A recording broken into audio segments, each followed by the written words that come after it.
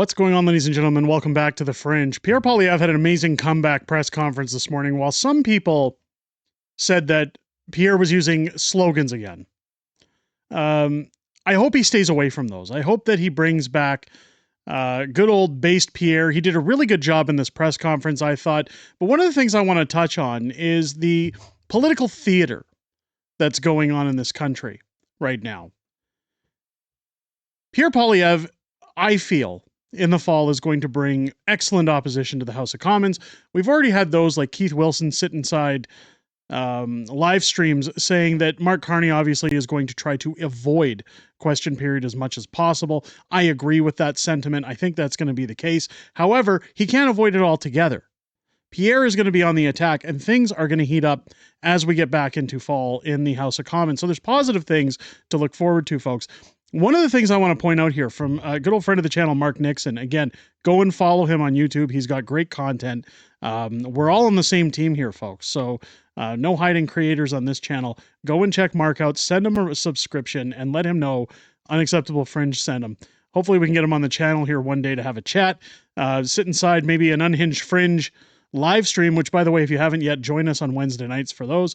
Bank of Canada governor is responsible for the worst inflation Canada has seen in any of our lifetimes. The fastest rise in interest rates in Canadian history, and now a completely broken real estate industry, Pierre 2.0 is based. I agree with that statement. I think he's got a good point. One of the things here he cites is a Financial Post article from way back when. Pierre Poilievre says he would fire the Bank of Canada governor if elected prime minister. Conservative leadership contender accuses Tiff Macklem of being an ATM for Justin Trudeau's deficit spending. Even though this article was from 2022, it still holds a lot of sentiment as to what we're expecting from Mark Carney as he goes into office. Now, I've been talking about this over the summer, that Mark Carney is essentially Trudeau 2.0. He was just pulling the strings the entire time Trudeau was in office. Justin was nothing more than a puppet. We've already seen the Trudeau-like behavior over the summer as Mark Carney has begged for holidays after 17 days of work, as he's jet-set around the world. Anytime he's in trouble, he scurries away to Europe.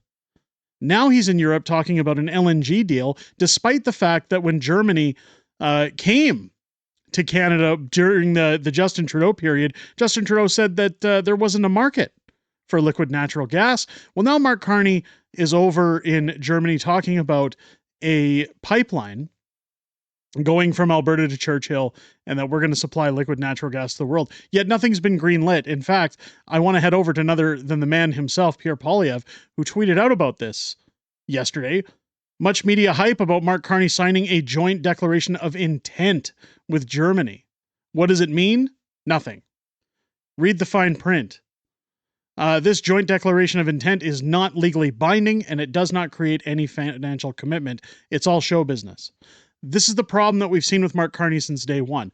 Whether this goes through or not, another YouTuber I want to reference here is John Bolton, and shout out to his channel. Again, folks, check out what he's got with his big blue mug. I love how he says that. John's got a great channel as well. He's had me on the channel, good friend of this channel. He had a great video talking about the breadcrumbs that Alberta and Saskatchewan are essentially getting, the unity crisis that it's going to push forward. Join me for more on that. I'll talk about that in greater detail. But one of the things he points out is that this is just one project out of hundreds that Alberta and Saskatchewan have in the books that they want to get on the table. One deal for liquid natural gas isn't going to affect Alberta's state as to where they sit on the Confederate stage. Albertans won't be happy with one little deal. And if Danielle Smith tries to tell Albertans they should be, or Scott Moe tries to tell the same to those in Saskatchewan, their people are going to be pissed.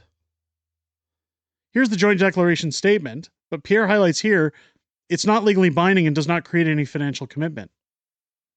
So it's all theater. I've always been told in the business world, get it in writing or don't bother at all. And that's what's happened here. Furthermore, Pierre went out to talk about what we can expect going forward as Mark Carney continues to steal his ideas. Take a look at this video clip coming out from his press conference as he just put Mark Carney in his place. Let's take a listen. Well, I'm glad that Mr. Carney has noticed my proposal from 3 years ago to develop the port of Churchill, which I proposed back in the spring of 2022. But what I find incredible is that he has been in power for 170 days, and he not only is there not a single shovel in the ground on any of these projects, there's not even firm proposals for these projects. Let me put this into context. He was in Germany. The Germans built, from concept to completion, an entire LNG import terminal in 194 days. That's about how long Mark Carney has been Prime Minister. Yet, and I know Pierre's going to say it here, we don't have a single shovel in the ground in this country. Why? The government. The government is stopping all of it. It's all just been word salad. We have red tape in this country, regulations, studies. You got to vote through Indigenous now. You got to have everybody on the table to say we're all part of this. It's all Team Canada. We could have had a plant built by now, according to Pierre. But instead, we're playing politics. It's all theater.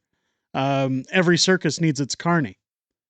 That should be a book, which, by the way, it actually is. It's in the works right now. Stay tuned for that one, folks. I'll be announcing when that one is live. Let's continue with Pierre's statement. And he still doesn't even know what projects he wants to build, or how he's going to build them, or which companies are going to do the building. So what I think you're going to see from Mr. Carney is more big promises without any action. It's more liberal show business rather than getting it done. And I would say, don't confuse activity with achievement. Mr. Carney has been frantically jetting around the world doing photo ops and signing phony declarations that are unenforceable and have no money attached to them. But in 170 days, he doesn't have a single project underway, while $60 billion of investment, Canadian money, has fled our country, mostly to the United States, impoverishing our people and enriching foreign workers. So what I'm saying to Mr. Carney is I'm extending the hand of friendship to all parties.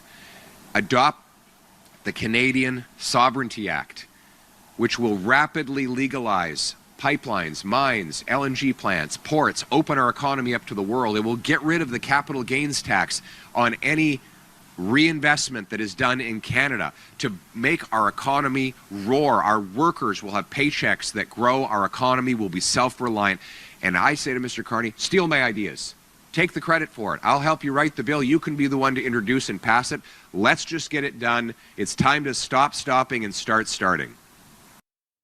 Now, Pierre did put out a video about that. Stop stopping and start starting. I couldn't agree more with what Pierre is saying here. I think it's fantastic. And again, he's acknowledging, hey, Mark, you can steal my ideas. Let's all be on the same page. If they're so great, by all means, run with them. These are project deals that can help and benefit Canada. The problem with all of these folks is the same problem I've said that we're going to see in the House of Commons. Pierre's Sovereignty Act is an amazing, amazing proposal.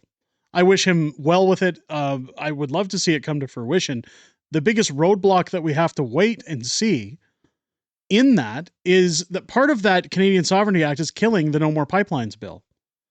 If you go into the House of Commons and say that, well, you know, this is part of the Canadian Sovereignty Act, we want this, you have the Liberals to contend with, you have the NDP, even though they're small, to contend with, and now you have the Bloc. And they've already said that oil and gas is socially unacceptable. Pierre's Canadian Sovereignty Act, much like he's pointing out with Mark Carney, unfortunately, is going to be nothing more than talk as well, because those who oppose him will not allow it to go through. This is where I've said before, when it comes to Saskatchewan and when it comes to Alberta and what John Bolton was saying, what we have to watch for is how other provinces react when the No More Pipelines bill is not repealed, when the 6 months of merits that were put forward for the next government to achieve are not met come October 1st. Are we going to see pushback? Are we going to see more calls for diplomacy, or are we going to see a national unity crisis? Your guess is as good as mine, honestly, these days, folks. But nonetheless, opposition is going to be running rampant. Just like Hulkamania, it's going to be running wild in the House of Commons, and I, for one, welcome it. I can't wait to see Pierre come back. Let me know what you guys think down below in the comments. Do you think it's going to be all talk, no show? Do you think we're even going to see an LNG pipeline through to Churchill? Or do you think Wob Canoe, Mark Carney's bum chum, is going to come in and shut it down once again and say, no, we're not doing it. It infringes on treaty rights, or whatever he's going to use for an excuse.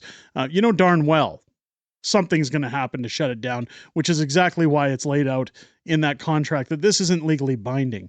Let me know your thoughts down below. If it's your first time here, I hope this video's earned your subscription. Make sure as you hit that button, you get a thumbs up and a comment down below. It helps push this video out beyond the good old YouTube algorithms, tells people, hey, this stuff's worth checking out. Go check out the Fringe. Check out the other channels I've mentioned here as well. They're fantastic.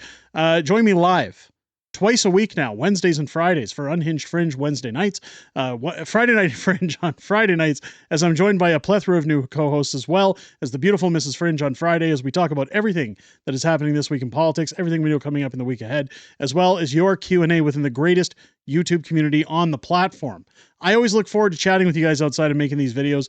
I most importantly look forward to chatting with you in those live streams to hear what you have to say.